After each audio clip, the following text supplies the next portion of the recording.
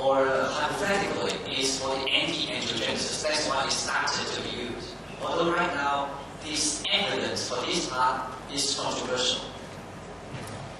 Then we demonstrate that the thalidomide can actually cause the cancer cells to apoptosis, as well as affecting the interaction, the tumor cells and stromal cells in the bone marrow. So that's affecting the microenvironment. But at the same time, while thalidomide causes apoptosis in cancer cells, it actually causes a polyclonal activation of the CD3 T cells.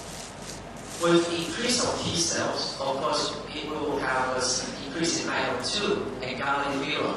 The result of this is the increase in NK. NK, we know that that is a very good first-line defense in our body.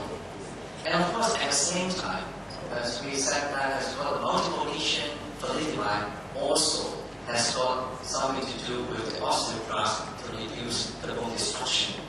So that's why the same principle that I point out is, don't say that one single simple compound will have one target. Yes, of course, for some specific design target, that's probably true.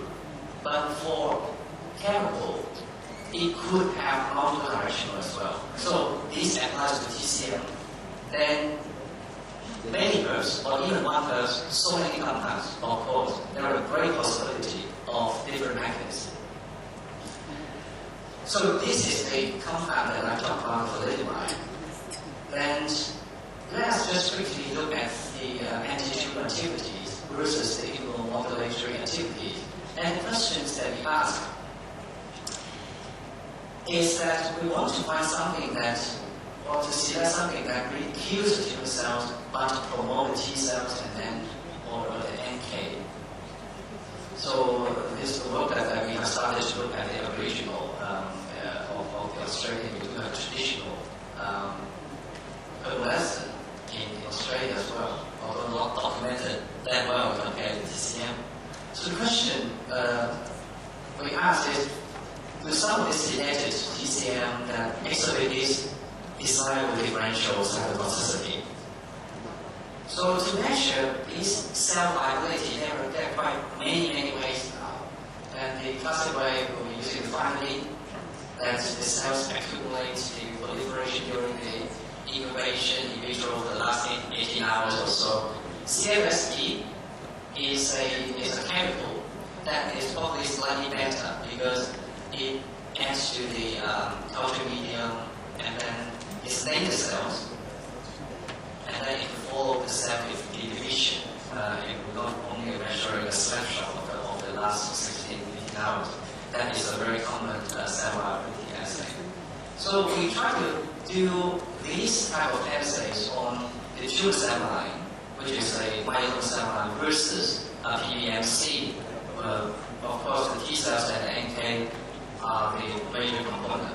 So this is an example of a commercial product that's already in the market. That is sort of a combination of Ganoderma spores plus the cordyceps. On this side will be the tumor cell line, and on the other side will be the PBMC. What we can see is increasing the concentration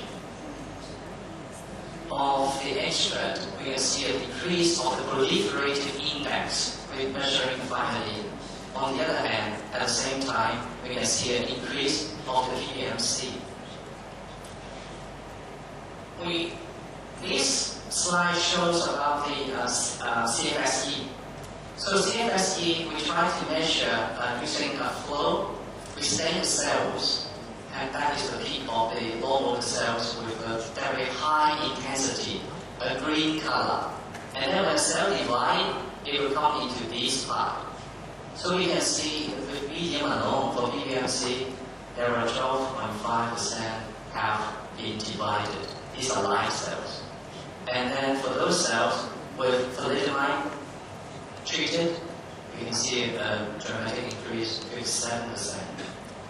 And other herbs, you can see that's 33.3. So I've demonstrated two ways that we have used to measure.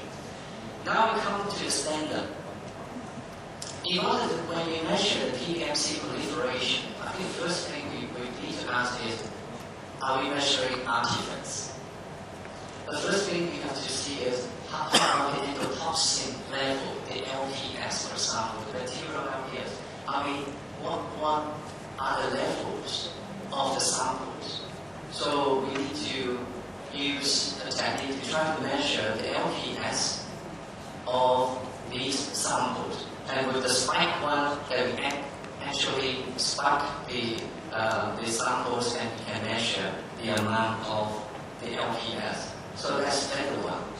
The other is when we purify or when we concentrate our herbal product, very often is we concentrate the solvent or the contaminant in our solvent as well. So it's important that we have a very good solvent control to make sure that what we are measuring are not because of these artifacts that we measure.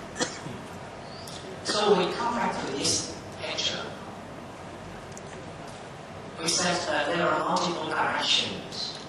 And I think the important message is that these are not all the directions. It hasn't shown it here, it hasn't shown it anti-oxidant. It didn't show the anti-evasion. It didn't show the anti-metastasis. I mean, it didn't show a lot of, there are different aspects of the immunological responses. We talk about dendritic cells, we talk about regulatory T cells.